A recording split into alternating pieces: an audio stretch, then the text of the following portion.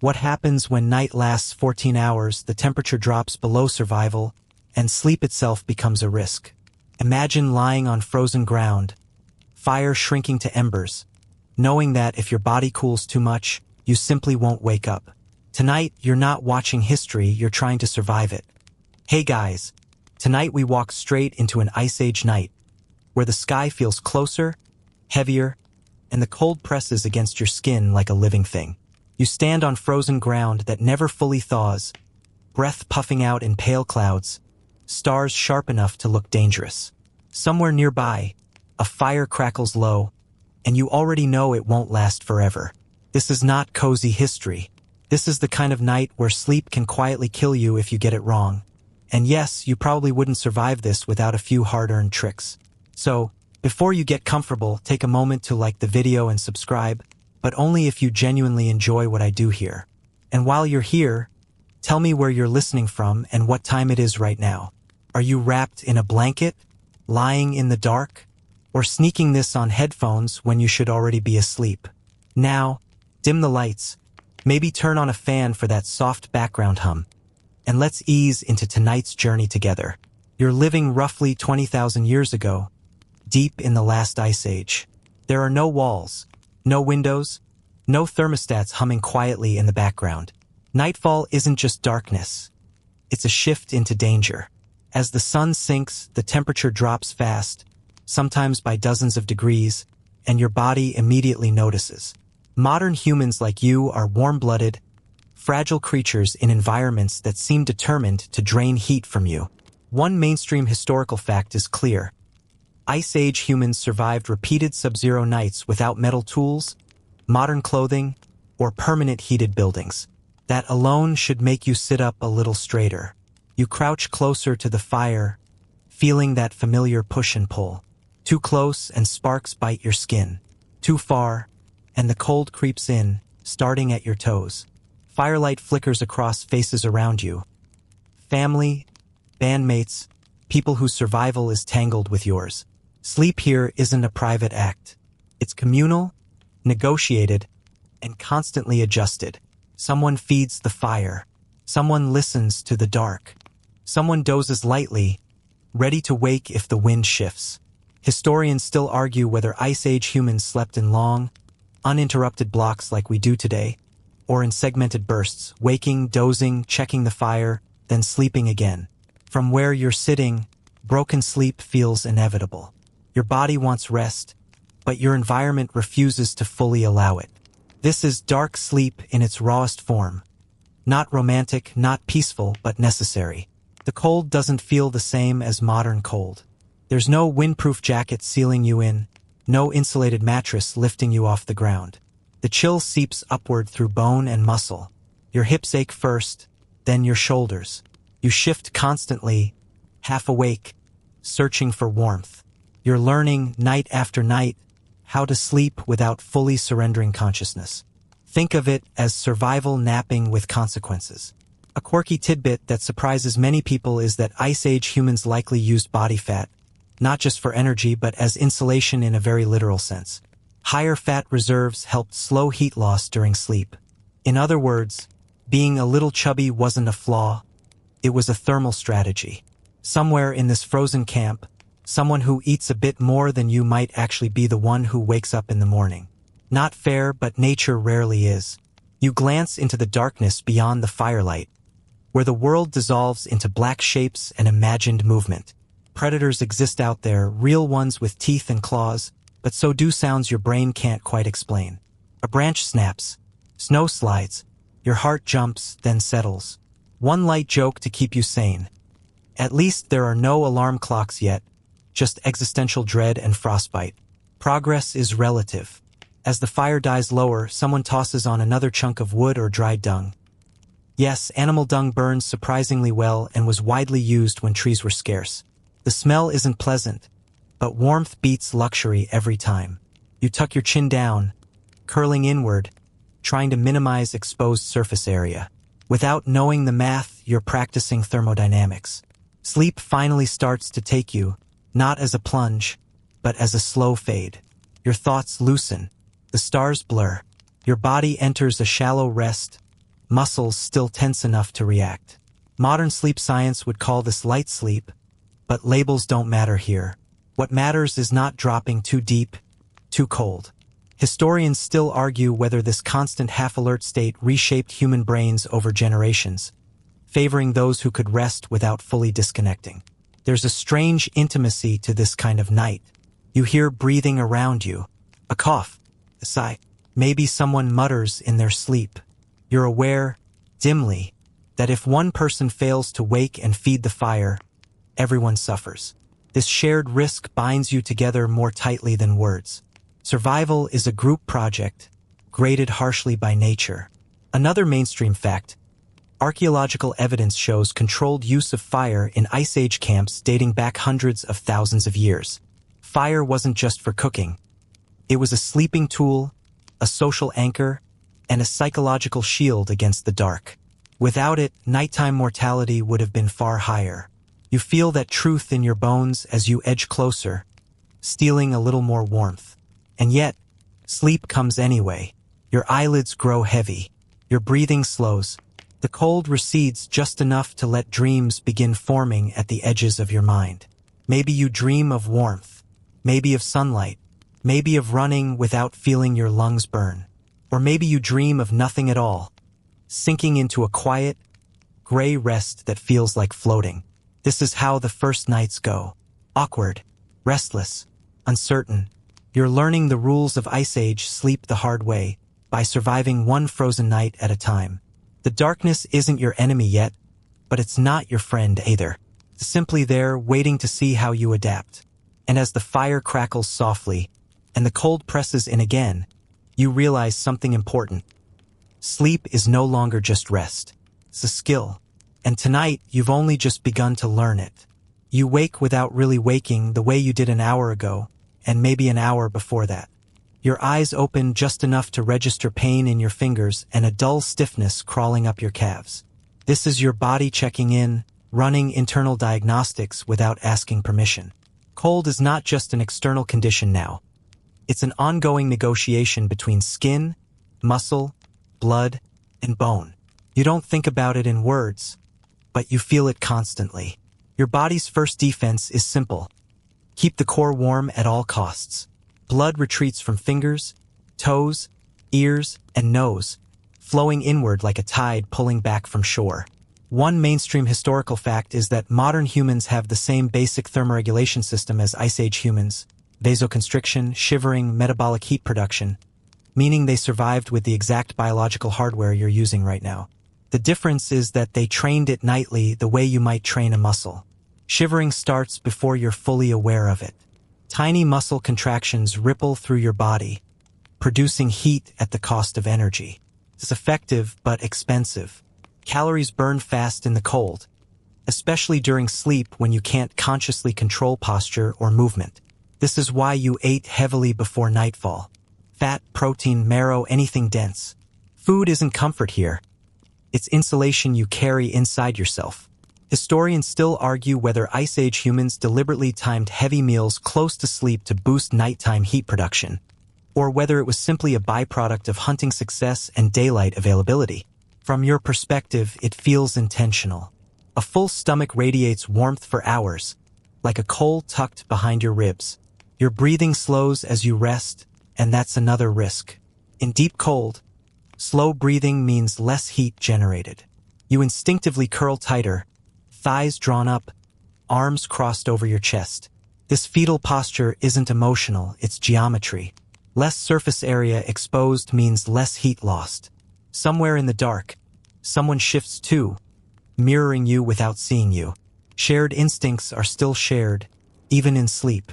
A quirky tidbit that sounds strange until you feel it yourself. Ice Age humans may have slept with deliberately cold faces.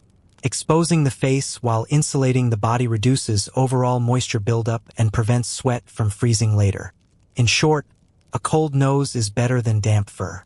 Congratulations, you've reinvented the 1 foot out of the blanket strategy prehistoric edition. Your skin tells the story of survival better than your thoughts do. Goosebumps rise and fall. Nerves fire constantly, reporting tiny changes in temperature.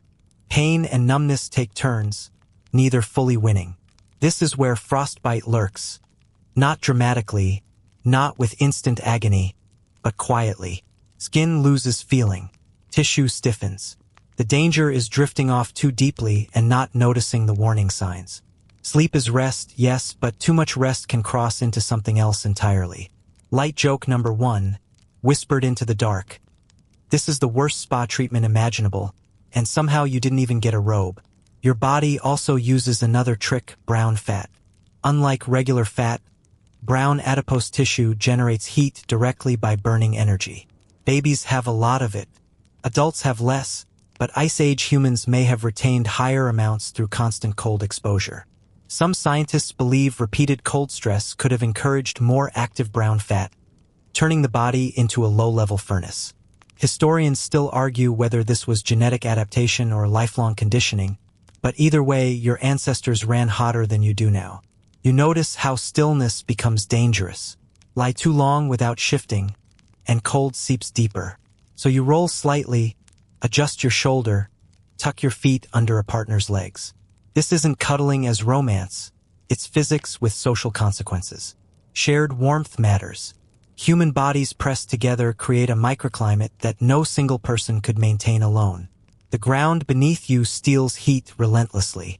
Even packed snow pulls warmth away like a sponge. That's why there's bedding beneath you. Branches, grasses, hides, whatever was available. Insulation works both ways. Above to trap heat, below to block loss. Modern sleeping bags owe their existence to this ancient lesson. You briefly imagine trying to explain our value to someone here and decide against it. Light joke number 2. If nothing else, you're grateful no one is selling overpriced camping gear yet. Your heart rate stays slightly elevated all night. Cold stress keeps your nervous system alert, even during rest. This is not the deep, oblivious sleep you're used to. It's layered, fragile, easily broken. Yet it works. You survive night after night not because your body ignores the cold, but because it never stops responding to it. Sweat is the enemy. Even now, you're careful not to overdress near the fire. Too much heat leads to perspiration, which then chills rapidly once the fire dips. It's a balancing act learned through experience and mistakes. Someone in your group probably learned this lesson the hard way once. People remember those lessons. The body remembers too. Historians still argue whether Ice Age humans consciously understood these principles or simply followed traditions refined over generations. You suspect the answer is both. You don't need the theory to follow the rules. You feel when something is wrong. At some point, you drift again. Your muscles loosen just enough. Shivering eases. The fire pops softly. You dream briefly, nothing vivid, just movement and warmth. When you stir, your fingers hurt less. That's how you know your core stayed warm enough. Small victories count here. Light joke number 3, because you've earned it. This is the only sleep system where waking up sore means you're doing great. As the night stretches on, your body continues its quiet labor, burning fuel, tightening vessels, relaxing them again, never fully stopping. You are not fighting the cold so much as negotiating with it, minute by minute. And somehow, impossibly, this fragile system works. By morning, if morning comes, you'll rise stiff, hungry, alive. Your body will have done its job. Not comfortably, not gracefully, but effectively. And in this world, that's more than enough. You don't measure time by clocks anymore. You measure it by the fire. When it flares, the night feels shorter. When it sinks into embers, time stretches and thins. Fire is more than warmth here. It's your calendar, your alarm system, and your last argument against the dark. As you blink awake again, eyes stinging from smoke, you immediately check the flames before you check yourself. The fire's rhythm sets your sleep whether you want it to or not. Bright flames invite talk, movement, maybe a short burst of laughter before exhaustion pulls you down again. Low embers signal quiet. Bodies curl inward. Voices fade. One mainstream historical fact is that controlled fire fundamentally reshaped human sleep patterns, extending waking hours after sunset and likely fragmenting sleep into multiple phases. You are living inside that experiment right now. Someone nearby feeds the fire with practiced movements, careful not to waste fuel. Wood is precious and in some Ice Age landscapes, rare. Dried grasses, moss, even animal bones crackle as they burn. Bone fires burn hot and long, giving off a sharp, mineral smell that clings to your hair. It's not pleasant, but it keeps you alive. You make a mental note to wash it out, then remember washing isn't really a thing yet. Historians still argue whether the role of nighttime fire tending rotated formally or emerged naturally based on light sleepers and elders. From where you lie, it feels informal but understood. Some people sleep deeper. Some never fully do. The half-awake become guardians by default. Tonight, that might be you. Firelight plays tricks on your vision. Shadows stretch and shrink, turning familiar shapes into something else entirely. A pile of hides becomes a crouching animal. A branch looks like a reaching hand. Your brain fills in threats because it evolved to do exactly that. Better a false alarm than a missed danger. Light joke number 1. Congratulations, you've unlocked the original horror movie, starring firewood. But fire also soothes. Watching flames lowers your breathing, pulls your thoughts into a slow, looping trance. This hypnotic effect isn't accidental. Humans have been staring into fire for hundreds of thousands of years. Some researchers believe it helped synchronize group behavior, calming people before sleep. Others suggest it encouraged storytelling, bonding, and even early teaching. Historians still argue whether fire's psychological effects were as important as its physical warmth. But lying here, you suspect they were inseparable. Your internal clock begins to follow the fire's cues. When the flames die down, your eyelids grow heavy. When someone stirs the embers, you wake just enough to register safety. Sleep becomes a series of overlapping waves, not a single plunge. This segmented rhythm may feel strange to you, but for Ice Age humans, it was normal. Waking briefly in the night didn't signal insomnia. It meant the system was working. The fire also draws the group inward, tightening the circle of bodies. Distance from the flames equals danger. You inch closer, careful not to crowd too much. Burns happen. Scars tell stories. Someone across from you bears one on their forearm, pale and shiny in the firelight. A reminder that warmth has teeth too. A quirky tidbit you wouldn't expect. In some Ice Age sites, ash layers show repeated sweeping and rearranging, suggesting people actively managed fire spaces for sleeping comfort. This wasn't chaos. It was interior design, prehistoric style. You're lying in a space shaped by countless small decisions made over many nights, each one improving the odds of survival just a little. Light joke number 2. Welcome to the world's oldest open-plan living room. No privacy, but excellent heating. Fire also controls smell. It masks human scent, pushing it upward in smoke plumes, possibly reducing predator interest. At the same time, it broadcasts your presence across the landscape. This is a gamble you accept nightly. Warmth and visibility traded for safety and alertness. Historians still argue how often predators actively approached firelit camps. But the consensus is clear. Without fire, the risk would have been far worse. You drift again, dreaming in flickers. Your dreams seem shorter, interrupted, shaped by the rise and fall of light. A sudden pop from the fire snaps you awake. Heart racing, you scan faces. No one else stirs. You relax. This hypervigilance is exhausting, but it's also protective. Over generations, it favored those who could startle awake and then calm down quickly. A useful skill even in modern bedrooms when a phone vibrates at 3 a.m. The fire's heat dries the air around you, cracking lips, tightening skin. You lick your mouth, tasting ash. Water is rationed. Every comfort has a cost. You adjust your position again, angling your feet toward the warmth, face turned slightly away to protect your eyes. Light joke number 3. At least you'll never complain about mood lighting again. As the night deepens, the fire shrinks to a glowing heart, pulsing softly. This is the most dangerous time. Too little heat and the cold winds. Too much sleep and no one notices. Someone rises quietly, feeding the embers with slow care. Sparks lift and vanish. Safety returns, for now. You realize that fire hasn't just changed how you sleep. It's changed how you think about time, danger, and rest itself. Night is no longer a single block of fear. It's broken into manageable pieces, each anchored by flame. Sleep threads itself through those pieces, flexible, adaptive, alive. And as you close your eyes once more, the fire watching with you, you understand something profound. This glowing circle is the reason your species made it through nights like this at all. Not comfort, not certainty, just enough light and just enough heat to let you sleep without disappearing into the dark. You don't sleep under the open sky if you can help it. Even a few degrees of protection can mean the difference between waking up sore and not waking up at all. As you stir again, you become aware of the structure around you. Not walls in the modern sense, but shapes, barriers, and borrowed landscapes that break the wind and hold the heat.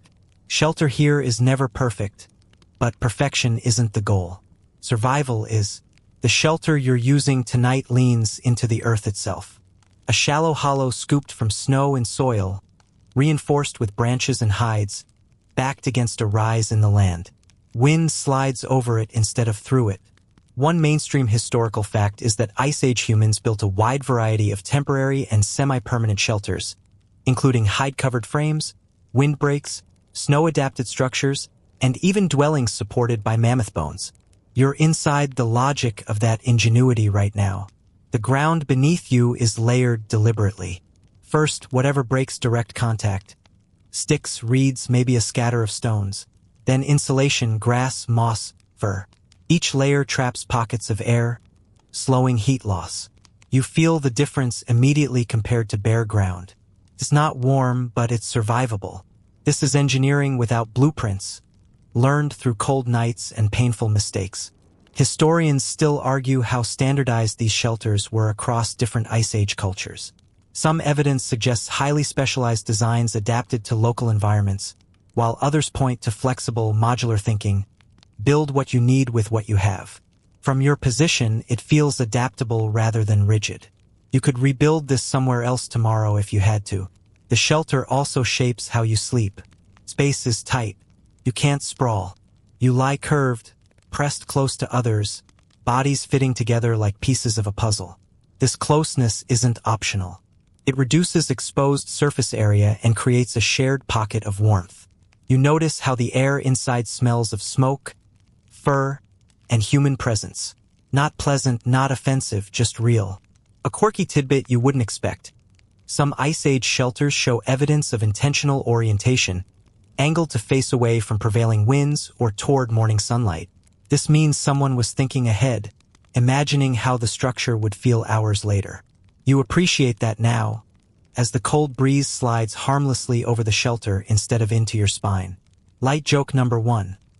This is basically camping, except checkout is never and Yelp reviews are written by frostbite. The ceiling is low, sometimes just hides stretched over poles or bone frames. Heat rises and stays close, forming a warm layer above your face. You resist the urge to sit up too quickly. Condensation can drip, soaking furs and ruining insulation. Moisture management becomes a nightly obsession. Dry equals safe. Wet equals dangerous. Historians still argue whether Ice Age humans understood condensation and airflow consciously or responded purely through tradition. You suspect tradition carried the science long before anyone named it. Certain actions feel wrong because they led to bad outcomes in the past. Cultural memory keeps you alive. You hear the wind outside now, stronger than before. It moans across the landscape, invisible but heavy. Inside the shelter, the sound dulls, softened by layers of material. Noise matters. A quieter space allows lighter sleep without constant startle responses. Shelter doesn't just block cold, it blocks anxiety. Light joke number 2. Soundproofing so good you almost forget the world is actively trying to kill you. The shelter also offers visual safety. You can't see far into the dark from here, and that's a relief. Your brain isn't forced to interpret shadows endlessly. The fire's glow reflects off hides and pale bone, creating a small, contained universe. Outside threats feel farther away even if they aren't. You shift slightly, careful not to collapse anything. Structural failure is always a possibility. Poles creak. Snow settles. Everyone knows how to move without testing the limits. This shared caution becomes second nature. One shelter nearby, used in a previous season, was built partly from mammoth bones. You remember seeing it. Ribs arched like a cathedral, hides stretched tight over massive curves. That wasn't just practicality. It was opportunity. Large bones were durable, plentiful after hunts, and perfectly shaped for frames. Historians still argue whether these bone structures were everyday homes or special-purpose shelters. But either way, they show how deeply Ice Age humans adapted to scarcity. Light joke number 3. When your house is also a former giant animal, you don't need decor. Sleep inside shelter feels different, deeper, safer. Your muscles loosen just a bit more than they would outside. You still wake often, but the edges of fear soften.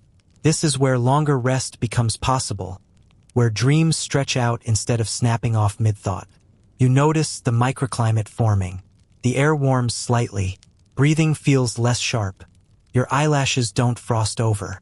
These small changes stack up, turning barely survivable nights into repeatable ones. Shelter doesn't defeat the cold. It slows it down long enough for your body to cope. Historians still argue how much shelter design influenced population expansion during the Ice Age. But lying here, pressed into fur and earth, it's easy to imagine the answer. Better sleep means better health. Better health means more children surviving. Better survival means more humans spreading into colder places. As the fire outside the shelter dims and flares again, its warmth seeps through the opening, filtered and gentle. You close your eyes once more, trusting the structure around you to hold. Not forever, just for the night. And as the wind howls past, unable to reach you directly, you understand something quietly powerful. Shelter isn't about comfort. It's about buying time. Time to sleep. Time to heal. Time to wake up and keep going. You don't really choose who you sleep next to. Proximity here isn't preference. It's arithmetic.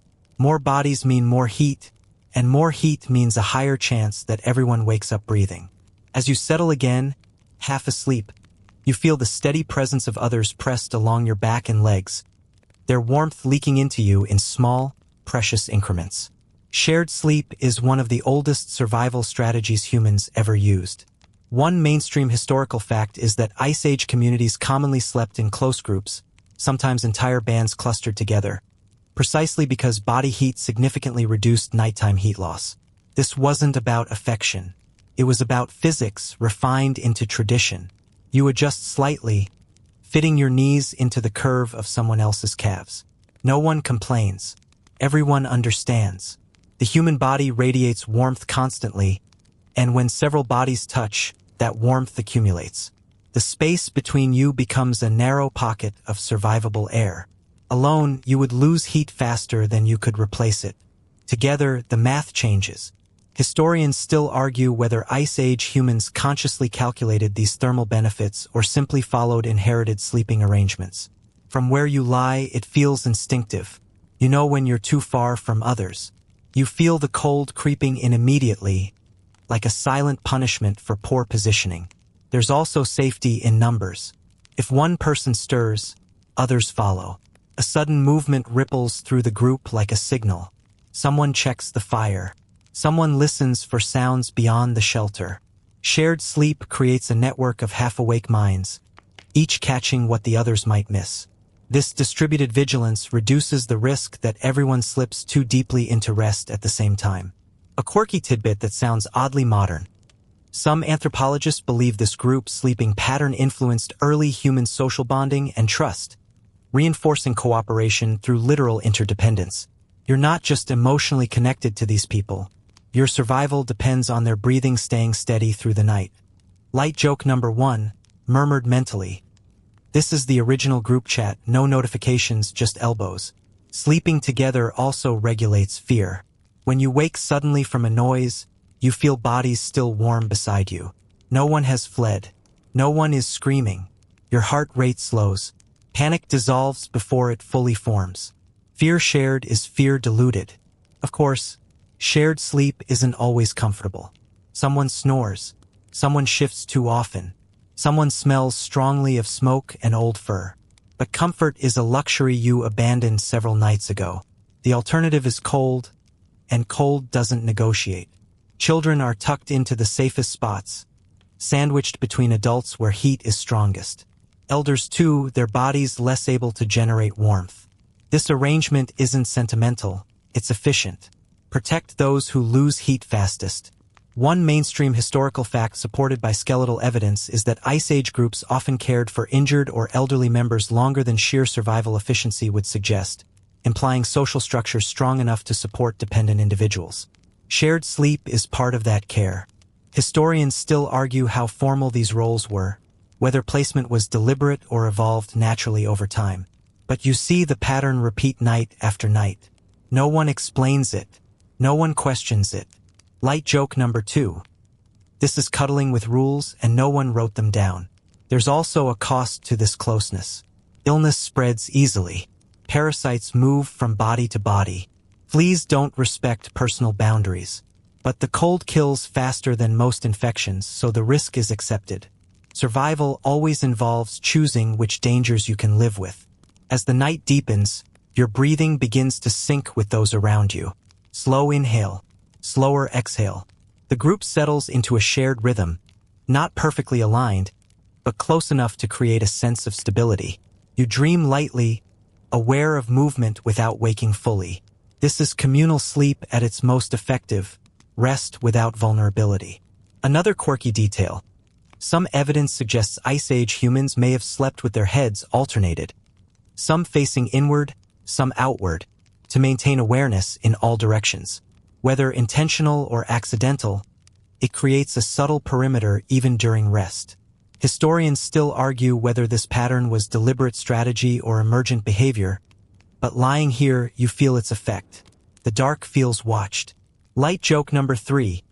You've accidentally joined the world's least exclusive sleep cult. Membership mandatory. At some point, someone shifts too much, disturbing the balance. Cold sneaks in briefly. You wake irritated, then quickly resettle. No words are exchanged. Corrections happen silently. The group adapts without discussion. Communication doesn't always require speech. You realize that shared sleep teaches patience. You learn to tolerate discomfort for the sake of warmth. You learn to move slowly, to respect the fragile structure of bodies and blankets and air. These habits carry into waking life too. Cooperation isn't an abstract value here. It's rehearsed nightly. Historians still argue whether these intimate sleeping arrangements influenced the evolution of empathy and social awareness in humans. It's tempting to think so. When your survival depends on others, indifference becomes dangerous. As the fire outside dims and the shelter creaks softly, you drift again, supported on all sides. The cold is still there, pressing in, but it's muffled now, filtered through flesh and fur and shared effort. And as sleep finally deepens, you understand something simple and profound. Alone, you are fragile. Together, you are warmer, safer, and far more likely to see the morning. You feel the weight of what you're wearing before you feel the cold itself. Layers press against your shoulders and hips, stiff in places, soft in others, carrying the faint, permanent smell of animal and smoke. Clothing here isn't fashion, and it isn't even really clothing in the modern sense. It's a portable shelter, shaped to move when you move and trap warmth when you stop. One mainstream historical fact is that Ice Age humans relied heavily on animal skins and furs for insulation, carefully processed through scraping, drying, and softening to create flexible garments. This wasn't primitive guesswork. Well-prepared hides retain heat extraordinarily well, especially when layered and kept dry. Right now, those layers are the reason your body temperature hasn't collapsed during sleep. You shift slightly, feeling fur slide against fur. The inner layers are softer, worn smooth from years of use. Outer layers are tougher, meant to block wind and abrasion. There's no single coat. It's a system: vests, wraps, leggings, hoods, added or removed depending on activity and fire proximity. You've learned the hard way that too many layers near the flames leads to sweat, and sweat leads to misery. Historians still argue how tailored Ice Age clothing really was. Some evidence suggests surprisingly fitted garments, possibly sewn with bone needles and sinew thread. Others believe clothing was looser, adjusted with belts and wraps. As you lie here, you suspect a mix of both. Certain pieces fit closely to prevent heat loss, while others drape, adaptable to changing conditions. A quirky tidbit that might surprise you. Fur works best when the hair is left on the outside, not the inside. Hair traps air, creating insulation, while the leather side rests against the body. Turn it inside out and you lose much of that benefit. This seems obvious now, but it was knowledge earned through freezing nights and painful mistakes. Somewhere in your past, someone learned this lesson so you don't have to tonight. Light joke number 1. Congratulations, you're wearing a wardrobe that would get you kicked out of every modern washing machine. Underneath the furs, you feel the warmth of your own body fat doing its quiet job. Fat isn't just fuel. It's insulation layered beneath your skin. Ice Age diets were often rich in animal fat, not by choice, but by necessity. Lean meat alone leads to starvation, even when food seems plentiful. You feel better knowing that every bite you ate earlier is now paying rent in heat. Historians still argue whether Ice Age humans actively selected fattier animals for winter survival or simply used everything available. But the archaeological record shows clear preference for marrow, brains, and fatty tissues. Your body recognizes why. The warmth spreads slowly, steady, and reliable. Your hands and feet remain the weakest points. Even wrapped, they lose heat faster. You tuck them inward, under thighs or against a partner's side. Gloves exist of a sort. Fur mitts tied with sinew, but dexterity suffers. There's always a trade-off, warmth or movement. During sleep, warmth wins. Another quirky detail. Some groups may have lined footwear with dry grasses or moss for extra insulation and moisture absorption. It's not elegant, but it works. You can feel the difference when it's done right. Dry feet mean sleep. Damp feet mean pain. Light joke number 2. Fashion tip. If your shoes grow plants, you're doing it correctly. The weight of clothing also changes how you sleep. Rolling over takes effort. Sudden movements are awkward. You learn to plan each shift to move slowly and deliberately. This reduces the risk of disturbing insulation or collapsing shared warmth. Sleep becomes more intentional, less chaotic. Historians still argue whether constant use of heavy clothing reshaped Ice Age human posture and muscle development. It's possible. Your shoulders ache under the weight, but they've learned to carry it. Your neck stiffens, then relaxes. Adaptation happens quietly, one night at a time. You notice how the clothing also muffles sound. Fur absorbs noise, softening the shelter's interior. Even breathing seems quieter. This acoustic insulation matters more than you realized. Fewer sudden noises mean fewer startle responses. Better rest. Better survival. Light joke number 3, you're basically a walking, sleeping soundproof panel. As the night stretches on, you adjust layers instinctively. A loosened wrap here, a tightened hood there. These micro-adjustments keep your body just on the right side of warm without tipping into sweat. You don't think about it consciously. Your hands know what to do. Firelight flickers across the furs, highlighting seams, patches, repairs. Every tear has been stitched. Every garment has a history. Clothing here is labor stored in physical form. Hours of scraping, stretching, sewing. You treat it with care because replacing it would take weeks. Historians still argue how clothing innovation influenced Ice Age migration into colder regions. But lying here, wrapped and breathing slowly, the answer feels obvious. Without portable insulation, you couldn't rest. Without rest, you couldn't hunt. Without hunting, you wouldn't be here. Sleep comes in waves again, deeper this time. Your body holds heat more efficiently now, supported by layers inside and out. The cold hasn't disappeared, but it's been pushed back, negotiated with, dulled. And as you drift, weighted and warm enough, you understand a simple truth. These layers are more than protection. They are the reason sleep is even possible in a world that never stops trying to take heat from you. Even in sleep, part of you listens. It's not a sound exactly, more like an expectation that something might happen. The dark beyond the shelter isn't empty. It's occupied by wind, animals, and the unknown. As you drift in and out of rest, your mind keeps one ear turned outward, tuned for anything that doesn't belong. Danger doesn't announce itself politely. It arrives as subtle changes. The sudden silence of insects, a shift in the wind's tone, the feeling that the night has leaned closer. One mainstream historical fact is that Ice Age humans shared landscapes with large predators.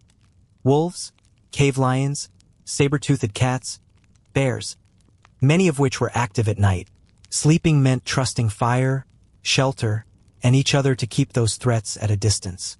You wake briefly to a sound that might be nothing. A crunch, a breath. Your muscles tense instantly. Heart racing, you stay still, listening harder. After a moment, the sound fades into wind dragging snow across frozen ground. You exhale slowly. False alarm. But your body doesn't fully relax again. Not yet. Historians still argue how frequently predators actually attacked human camps. Some believe encounters were rare. Others think they were an ever-present risk. From your perspective, the uncertainty itself is the danger. You can't calculate the odds, so you behave as if the threat is always real. Fire helps, but it's not magic. Flames deter many animals, but hunger makes them brave. The glow marks your location for miles. Tonight, you rely on the smell of smoke, the crackle of embers, and the collective presence of the group to tip the balance in your favor. A quirky tidbit you might not expect. Some Ice Age camps show evidence of perimeter clearing, vegetation deliberately removed around sleeping areas to improve sightlines and reduce ambush risk. That means someone lost sleep thinking about what could creep close in the dark. You benefit from that paranoia now. Light joke number 1. Nothing builds character like sleeping where everything wants to eat you. The wind picks up, rattling the shelter's outer layers. Snow slides. The sound mimics footsteps just well enough to spike your adrenaline. You don't move. Neither does anyone else. This stillness is a collective decision, unspoken and practiced. Movement attracts attention. Silence blends in. You're aware of how exposed certain moments are, when someone steps out to relieve themselves, when the fire needs feeding, when the shelter must be adjusted. These are the most dangerous times, and everyone knows it. Tasks are done quickly, with watchful eyes and minimal noise. Historians still argue whether Ice Age humans posted formal night guards or relied on natural light sleepers. You suspect it depended on the group. In yours, vigilance rotates naturally. Those who sleep lightly wake more often. Those exhausted from the hunt sleep deeper but are protected by others. Your dreams fracture easily. A snapping sound becomes a lunging shadow. You jolt awake, heart pounding, only to see familiar shapes in firelight. The cost of this constant readiness is fatigue, but the benefit is survival. Over generations, this balance shaped how humans slept, favoring those who could wake fast and calm down just as quickly. Light joke number 2. Congratulations, you've evolved the world's worst sleep app. No settings, maximum alerts. Outside, a real sound emerges. Low, distant. A howl rolls across the frozen plain, thin but unmistakable. Wolves. Your body reacts before thought kicks in. Muscles tense. Someone stirs. No panic, just awareness. Wolves hunt carefully. Fire keeps them cautious. Tonight, they pass at a distance, voices fading into the dark. You realize how much information you've learned to extract from sound alone. Direction, distance, intention. Silence can be more alarming than noise. When the night goes too quiet, it means something is listening. Historians still argue whether early humans feared predators as much as we imagine or accepted them as part of life.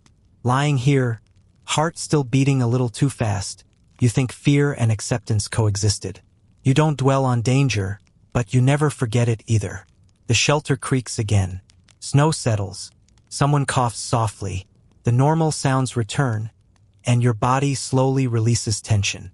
This constant cycling, alert, assess, relax, defines your sleep more than any dream does.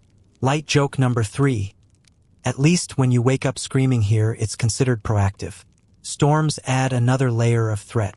Wind can collapse shelters. Snow can bury entrances. You remember a night when digging out took hours, fingers numb and bleeding. That memory keeps you aware of the shelter's shape even now. You track its limits in your mind, mapping escape routes that you hope never to use. Firelight flickers lower, casting longer shadows. Someone feeds it again carefully. Sparks rise and vanish. Safety ticks up a notch. You let your eyes close, but not all the way.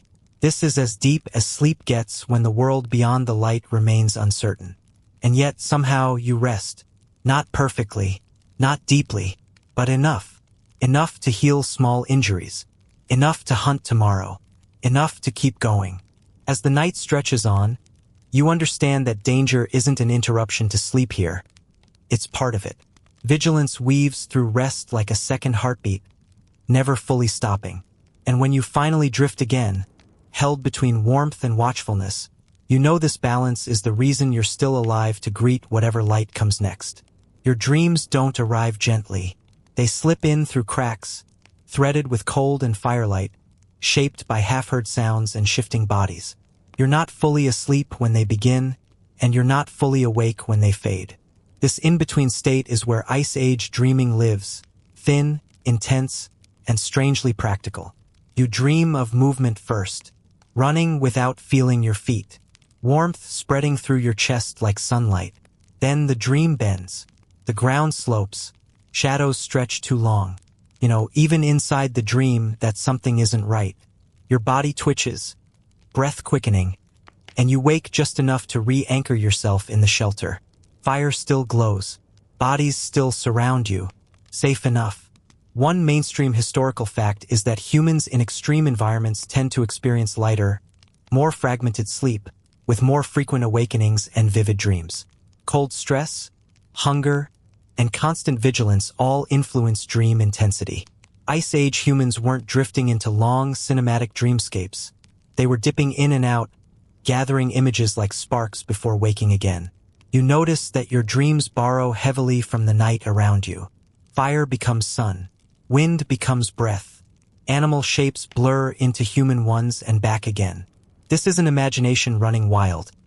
It's your brain staying alert while it rests, weaving threat detection into fantasy. Even asleep, you're practicing survival. Historians still argue whether early humans attributed special meaning to dreams or treated them as mental noise.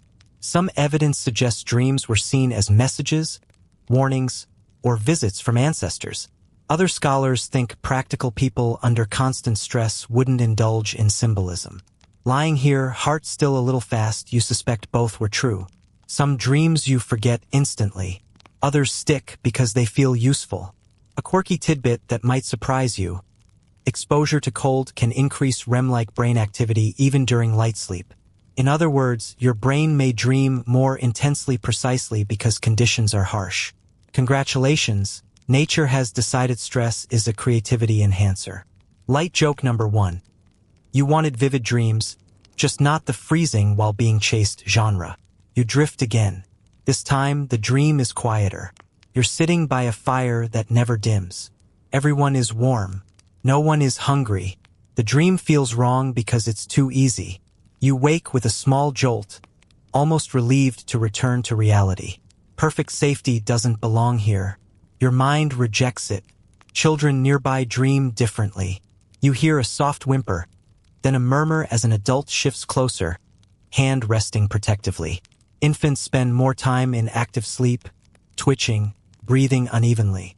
One mainstream historical fact is that human infants require far more REM sleep than adults, even in harsh conditions. Their brains grow no matter the temperature, forcing the group to protect their sleep at all costs.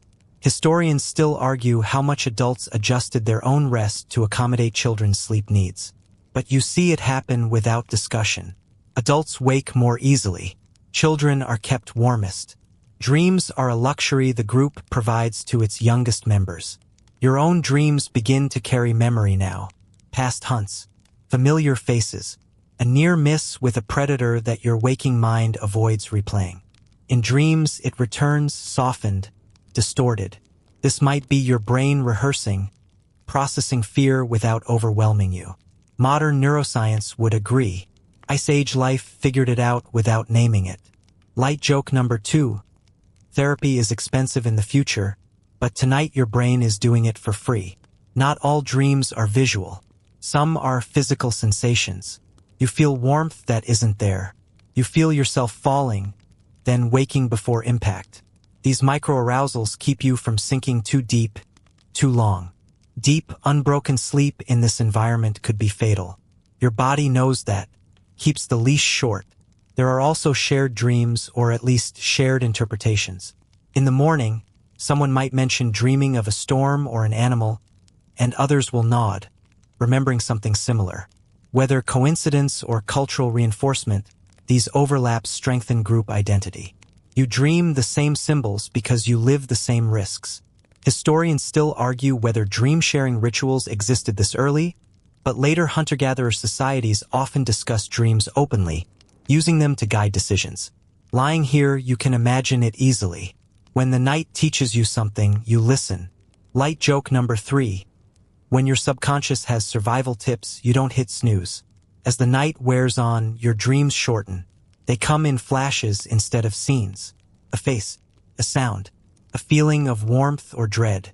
Each one pulls you just close enough to waking to check your surroundings. The system works.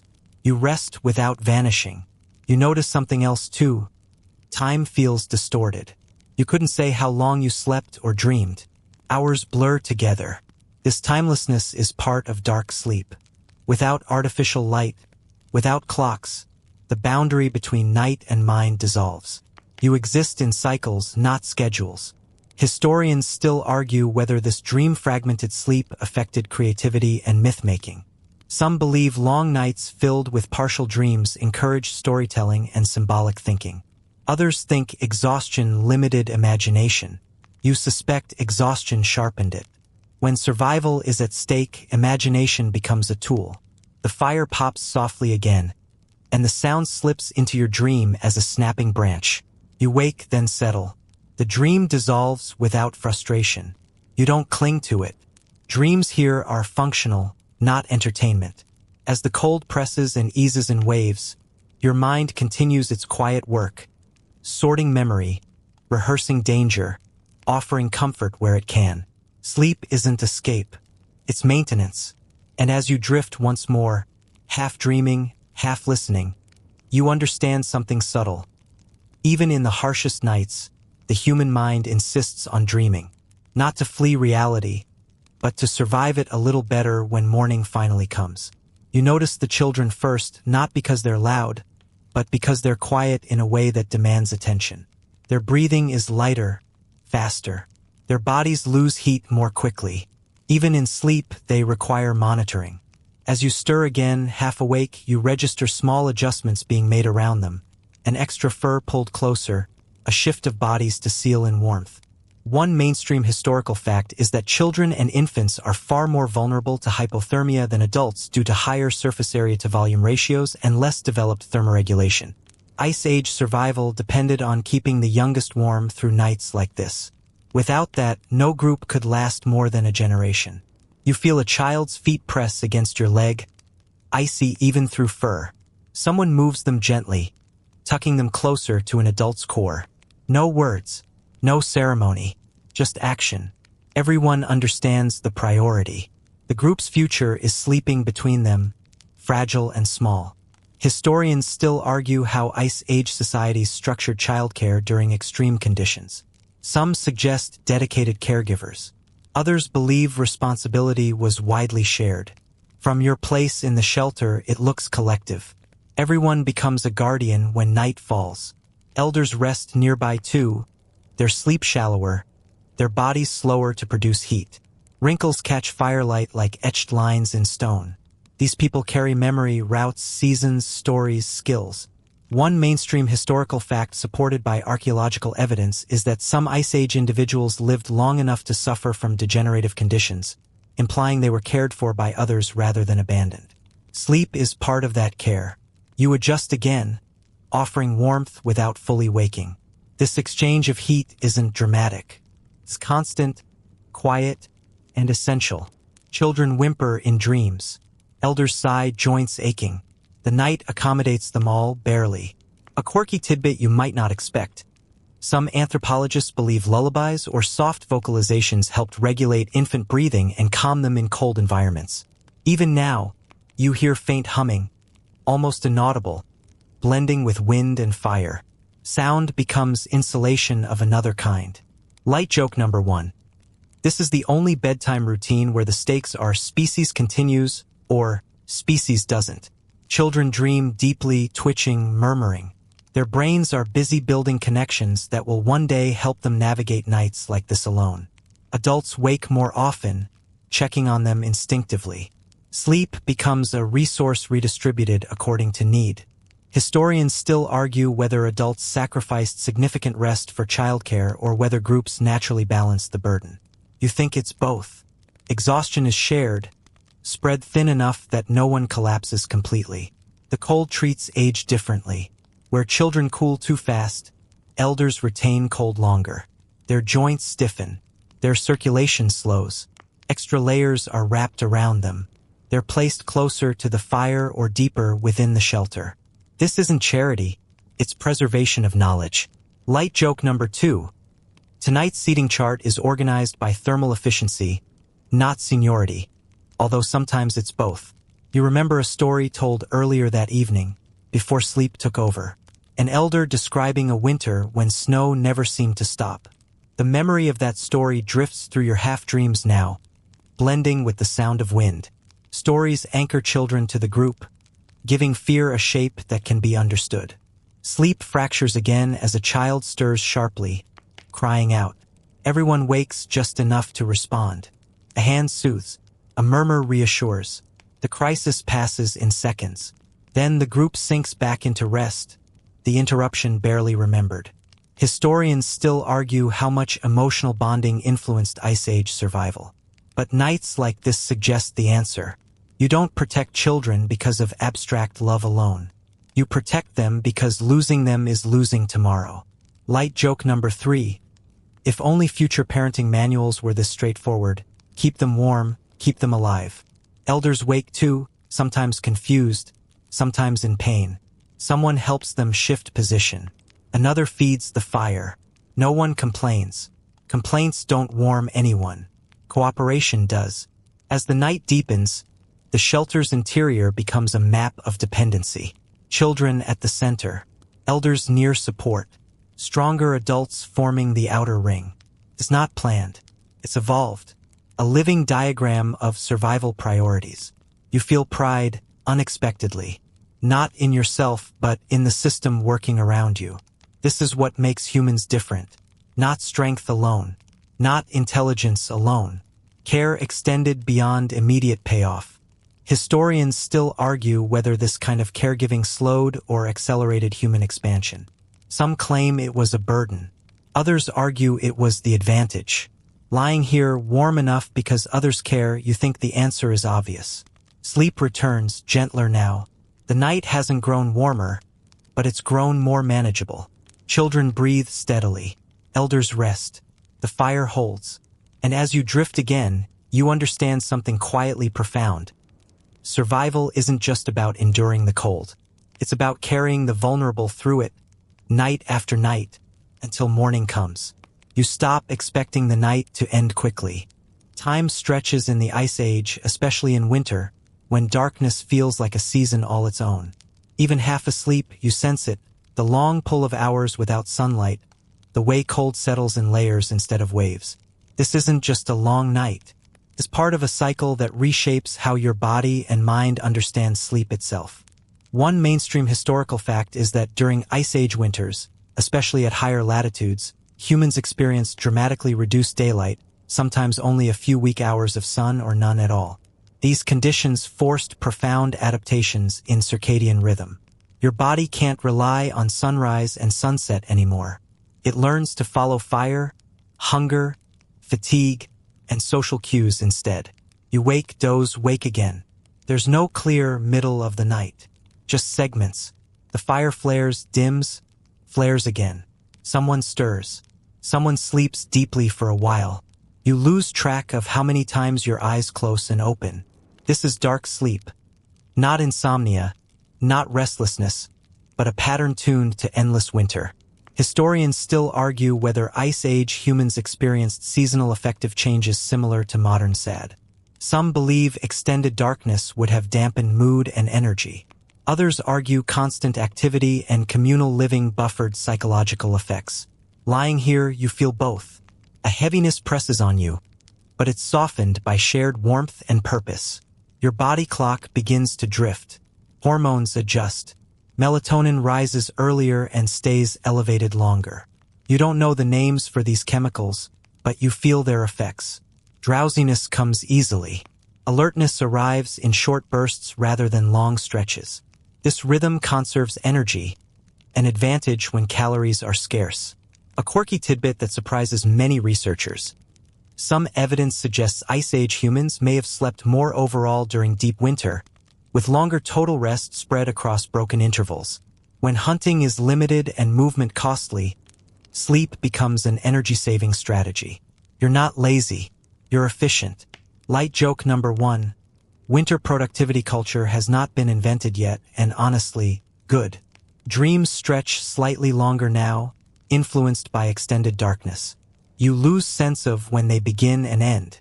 The boundary between sleep and waking thins. You may be awake but thinking like you're dreaming, or dreaming with one eye open. This liminal state becomes familiar, even comfortable. Historians still argue whether this blurred consciousness influenced early spirituality or myth-making. Long nights encourage long thoughts. Firelight turns shadows into symbols. Stories grow deeper when told in darkness that never seems to lift. You feel hunger stir even in sleep. Without daylight cues, your eating schedule shifts. Meals come when food is available, not by clock. Sometimes you eat before sleeping again. Sometimes you sleep through hunger to save energy. The body adapts, learning flexibility over precision. Light joke number 2. Intermittent fasting is much less trendy when the alternative is freezing. The lack of sunlight affects your perception of time passing. Days blur together. You measure life in hunts, storms, and fires rather than mornings and evenings. This slow time reduces urgency. There's no rush to start the day. There is only waiting for conditions to improve. Historians still argue how these prolonged dark periods influenced social organization. Some suggest increased storytelling and ritual. Others think people withdrew into smaller, quieter units. You suspect both happened, depending on weather and mood. Tonight, quiet wins. Your sleep deepens briefly, then fractures again. The pattern repeats. Each cycle repairs something small: muscle, memory, mood. It's not the dramatic recovery modern sleep promises, but it's enough. Light joke number 3. If anyone asks what time it is, the answer is always still night. You begin to understand that winter darkness isn't an obstacle to sleep. It's the context that defines it. Without light, sleep stops being a single event and becomes a background state, something you enter and exit throughout the night and day. Fire becomes your sun. Social cues become your clock. Hunger becomes your alarm. This system works because it's flexible. Rigid schedules would fail here. Historians still argue whether this adaptability is what allowed humans to outlast other Ice Age species. You think it helped. Being able to sleep when possible, wake when needed, and repeat without frustration is a quiet superpower. As the night finally begins to thin, just barely, you feel a subtle shift. Not light yet, but possibility. The darkness loosens its grip. Your body registers it before your eyes do. You breathe a little deeper. You rest a little longer. Not because the cold has gone, but because you've learned its rhythm.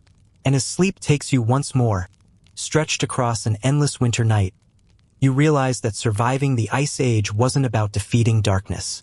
It was about learning how to live inside it. You wake with hunger before you wake with cold. It's a deep, hollow pull that starts somewhere behind your ribs and spreads outward, tightening everything it touches. Even half asleep, your body is doing math, counting calories burned through shivering, vigilance, and breathing cold air. Sleep here isn't passive. It's expensive. One mainstream historical fact is that Ice Age humans required significantly higher caloric intake than modern humans, especially during winter, often consuming several thousand calories a day just to maintain body heat and basic function. Food wasn't about pleasure or routine. It was the fuel that made sleep survivable. Your stomach tightens again. If you ate well before nightfall, the sensation is muted, manageable. If you didn't, hunger gnaws at sleep, pulling you toward wakefulness. Fatigue and hunger wrestle constantly, and neither ever truly wins. This tension shapes how long you sleep, how deeply you rest, and when you wake. Historians still argue whether Ice Age humans prioritized eating immediately before sleep or spread meals evenly when possible. From experience, you know heavy food before rest helps. Warmth lingers longer. Shivering eases. Dreams come more gently. A full belly is a kind of blanket. You remember the taste of marrow earlier, rich, greasy, clinging to your mouth. That memory alone seems to warm you a little. Fat digests slowly, releasing energy over hours, exactly when your body needs it most. Lean meat would burn too fast. Fat carries you through the night. A quirky tidbit you might not expect. Early humans sometimes deliberately delayed eating until evening in cold conditions, effectively practicing a prehistoric version of night fueling. It wasn't strategy in the modern sense. It was learned preference reinforced by better mornings. Light joke number 1. Turns out midnight snacks have always been medically justified. Your sleep breaks again as hunger spikes briefly, then fades. The body adapts, slowing metabolism just enough to stretch reserves. This isn't starvation yet. It's conservation. Your breathing slows. Movement becomes minimal. Every unnecessary twitch costs heat and energy. Historians still argue how often Ice Age humans went to sleep hungry versus well-fed. The archaeological record suggests both were common. Feast and famine alternated unpredictably. What mattered wasn't consistency, but flexibility, being able to sleep under both conditions. You shift, curling tighter, reducing heat loss. Hunger sharpens your senses. Sounds feel louder. Smells linger. This heightened awareness can be useful. Hunger keeps you from sinking too deeply into sleep, ensuring vigilance when energy is low. Light joke number 2. When your stomach is your alarm system, snoozing is not an option. Food scarcity also shapes dreams. You dream of animals, of fat glistening over fire, of hands cracking bones. These dreams aren't indulgent. They're rehearsals, keeping hunting knowledge fresh even during rest. Modern neuroscience would call this memory consolidation. You just call it survival. Children wake more often when hungry, restless, and fidgeting. Adults respond quickly, not always with food, sometimes there isn't any, but with warmth and reassurance. Hunger feels bigger when you're small. Extra body heat helps blunt it. Historians still argue whether Ice Age groups rationed food during winter nights or prioritized children and hunters. Evidence suggests complex decision-making, adjusted daily. Tonight, you know there's nothing left to eat, so warmth becomes the substitute. Light joke number 3. This is the only dinner party where the main course is try not to move. As the night stretches on, hunger dulls into a background ache. The body accepts its limits. Sleep returns in shallow waves. Each wave repairs a little damage, burns a little fuel, then recedes. You realize that hunger and sleep are partners here, not enemies. Hunger prevents reckless deep sleep when energy is low.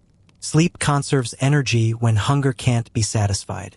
Together, they form a balancing act that keeps you alive. Historians still argue whether this constant negotiation shaped human metabolism long-term. Some believe it favored efficient energy storage and flexible sleep patterns. Lying here, living it, you can believe that. Your body feels designed for this struggle. Toward the end of the night, hunger softens further, replaced by a kind of numb calm. Morning isn't here yet, but the worst has passed. You've made it through another long stretch without burning through everything you have. As you drift again, lighter now, you understand something essential. In the Ice Age, sleep doesn't begin when you're full and safe. It begins when you decide to conserve what little you have left. And wrapped in fur, surrounded by breathing bodies, stomach quiet enough to allow rest, you let sleep take you, not as comfort, but as strategy. Before sleep truly claims you, there is always a moment of preparation. Not just physical, but mental. The night is too dangerous to enter unmarked. So you and the others shape it with ritual, small, repeatable actions that tell the body and mind it's time to cross into rest. You hear it first. A low hum, barely louder than breathing. Someone begins a simple melody, only a few notes, passed down through memory rather than instruction. This is a mainstream historical fact. Archaeologists and anthropologists widely agree that Ice Age humans used vocalization, rhythm, and storytelling as pre-sleep social tools, reinforcing bonds and easing anxiety before darkness fully set in. The song isn't entertainment. It's timing. It slows heart rates, synchronizes breathing, and gives everyone a shared focus that isn't fear. You feel your shoulders drop slightly as the rhythm repeats. Historians still argue whether these early songs were spiritual, practical, or both. Some believe they were proto-prayers.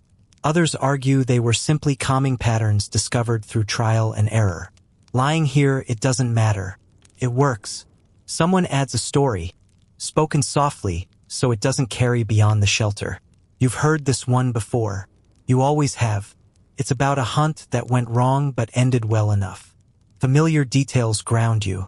There are no surprises, which is the point. New stories excite. Old ones soothe. A quirky tidbit. Some anthropologists suggest Ice Age bedtime stories deliberately avoided heroic endings, focusing instead on mistakes and lessons. The goal wasn't inspiration, it was caution.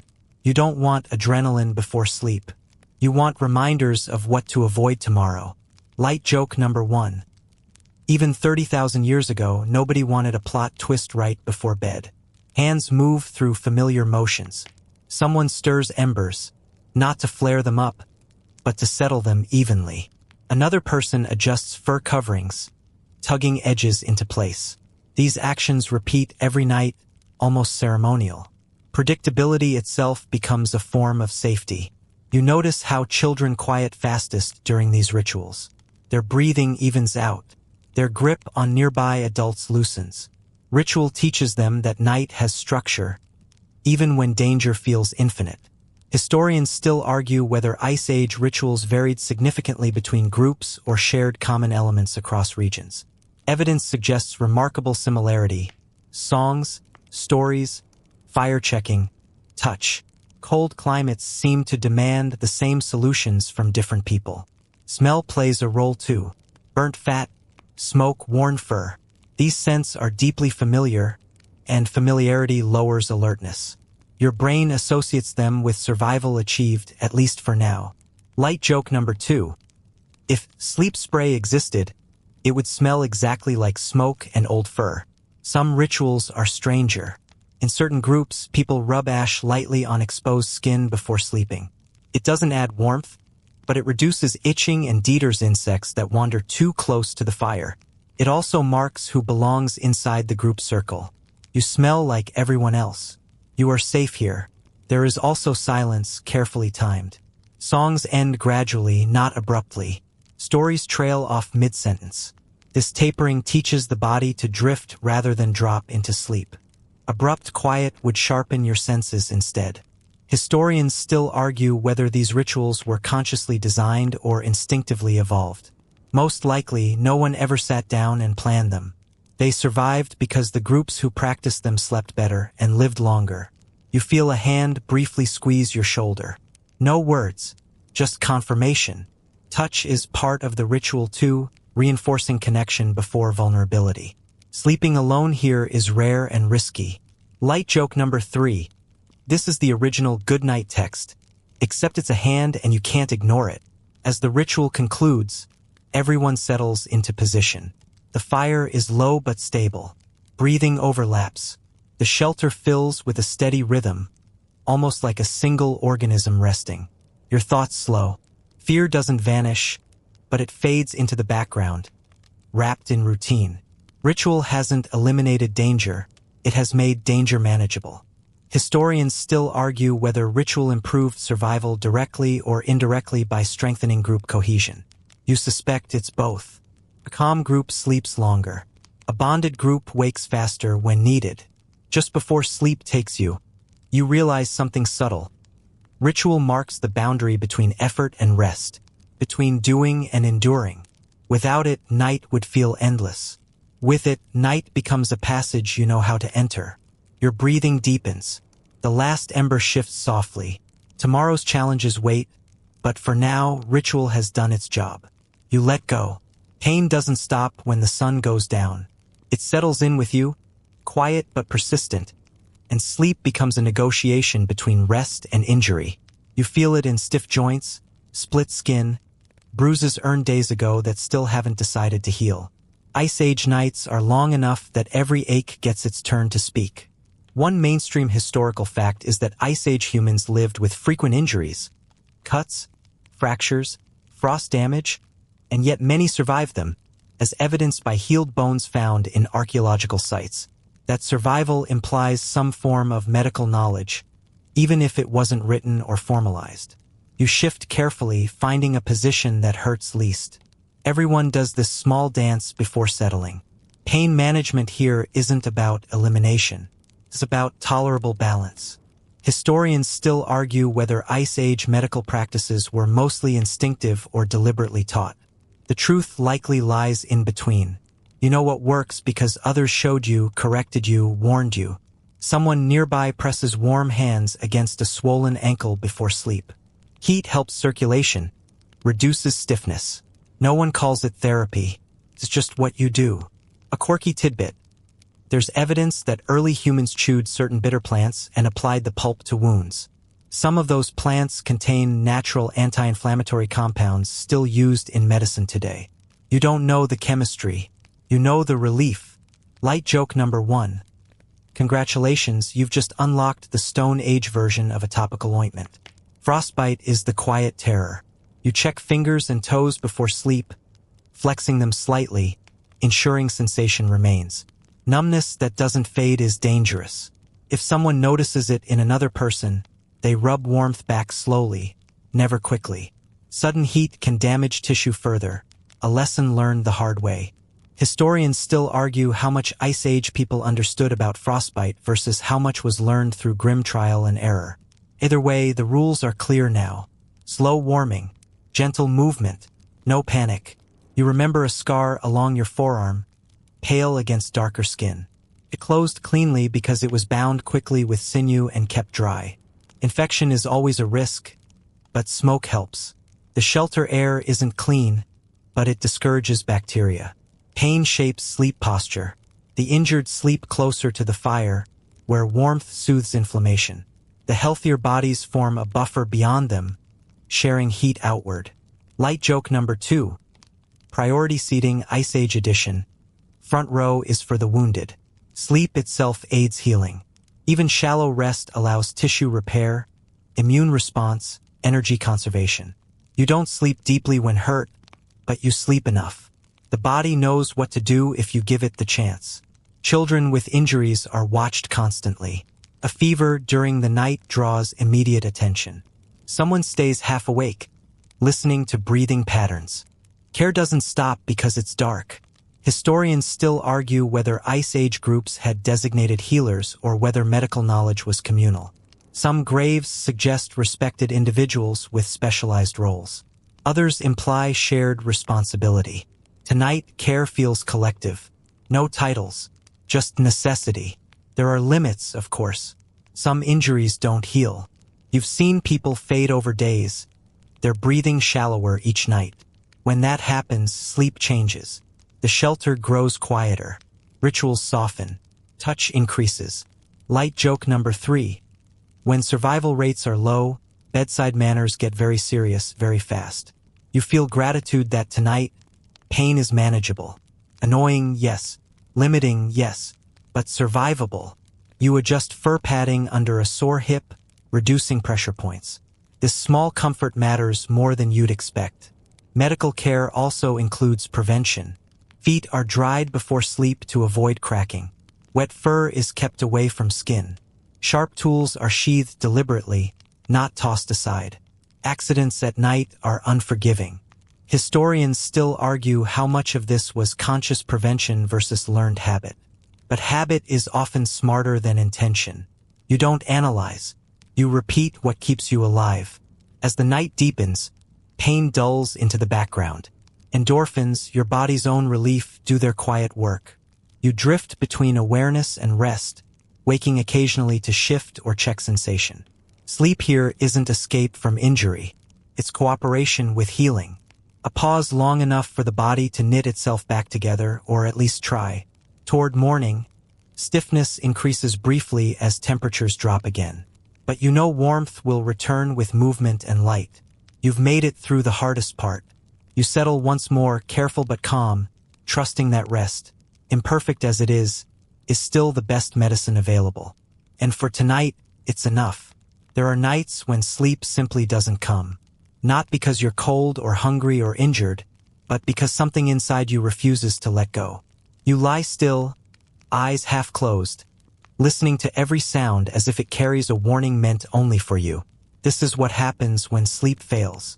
One mainstream historical fact is that fragmented sleep was common in pre-industrial societies, especially under conditions of danger. Ice Age humans rarely slept uninterrupted for long stretches. Waking in the night wasn't abnormal, it was expected.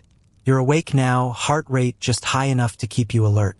The fire crackles softly. Someone coughs. Wind slides across the shelter, testing its edges. None of it means immediate danger, but your body doesn't care. Vigilance has its own momentum. Historians still argue whether Ice Age humans experienced something comparable to modern insomnia, or whether their wakefulness was simply adaptive alertness. Lying here, staring into darkness, it feels like both. Your thoughts wander in slow, looping patterns. Did the shelter wall shift?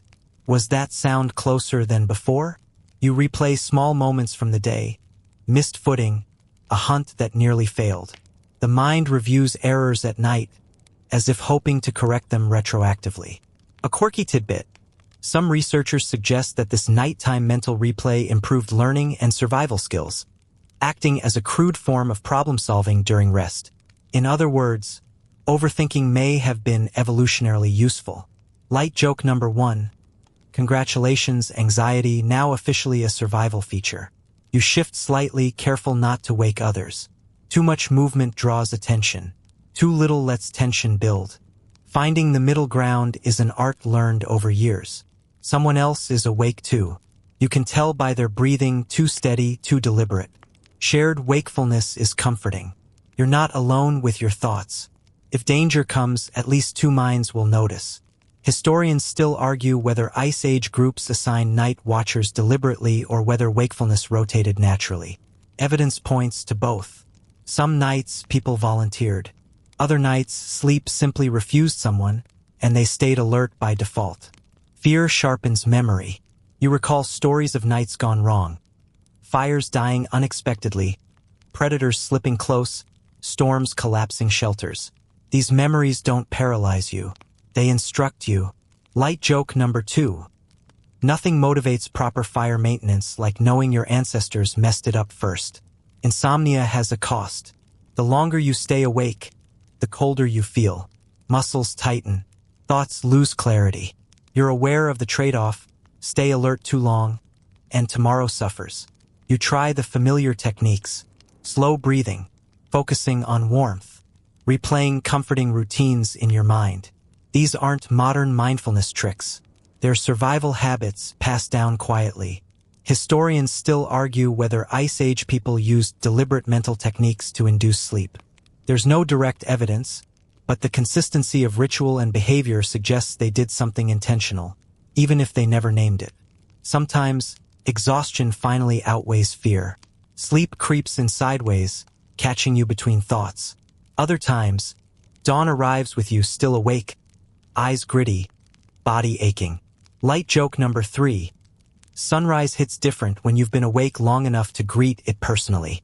You understand that sleeplessness itself can be dangerous. Reaction times slow. Judgment blurs. Groups adapt by compensating, letting the sleepless rest during daylight, shifting responsibilities. Insomnia doesn't mark weakness here. It marks responsiveness. The group doesn't shame it.